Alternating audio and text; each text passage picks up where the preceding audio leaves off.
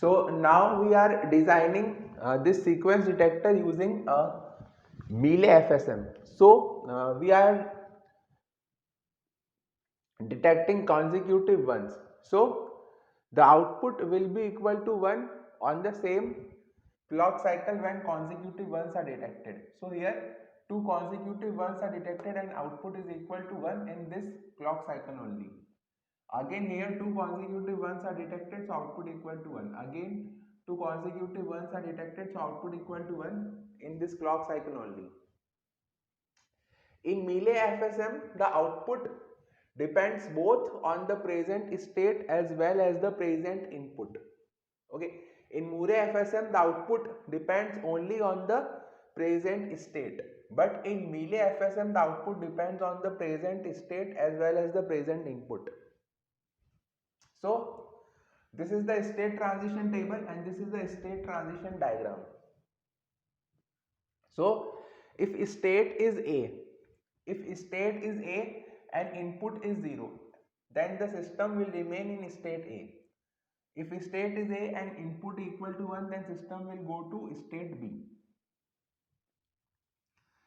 If system is in state B, input equal to 0, system will remain in state A. If system is in state B and again input equal to 1, the system will remain in state B.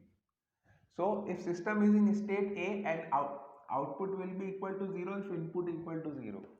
If system is in state A, output will be equal to 1 if output will be equal to 0 if input is 1. If system is in state B, output is equal to 0 if input is 0. If system is in state B, output will be equal to 1. Output will be equal to 1 if input is 1. So let's draw from this. So here system will be in state A, the system will be in state B. Then again system will be in state A, the system will be in state B. The system will remain in state B, but output will be 1 this time because two consecutive ones are detected. Then again input is 0, system will go to state A. 1 is detected, so system will go to state B. Again 1 is detected, system will remain in state B but output will be 1. Again 1 is detected, system will remain in state B but output will be 1. 0 is detected, system will go to state A. 1 is detected, system will go to state B but output will be 0 because there are not consecutive ones. So if we draw the state transition diagram, we will have to include the output as well.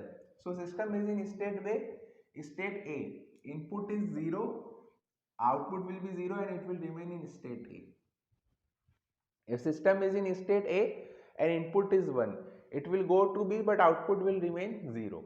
If system is in state B, input is 1, output will be 1 and it will remain in state B. If system is in state B, input is 0, it will go to state A and output will be 0. So this is the state transition diagram. So for Mealy FSM, we need only two states to represent this system. Whereas in Moore FSM, which we discussed just in previous video, we needed 3 states. But in Moore FSM, we needed 3 states. In Mealy FSM, we needed only 2 states. But in Mealy FSM, you can see the output depends on the state as well as the input. So in state B, the output is 1 only if the input is 1.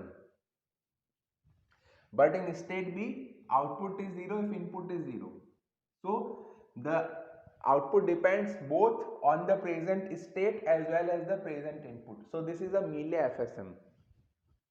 So in Mealy FSM, we need less states compared to the Moore FSM. So please like and share the video and subscribe the channel.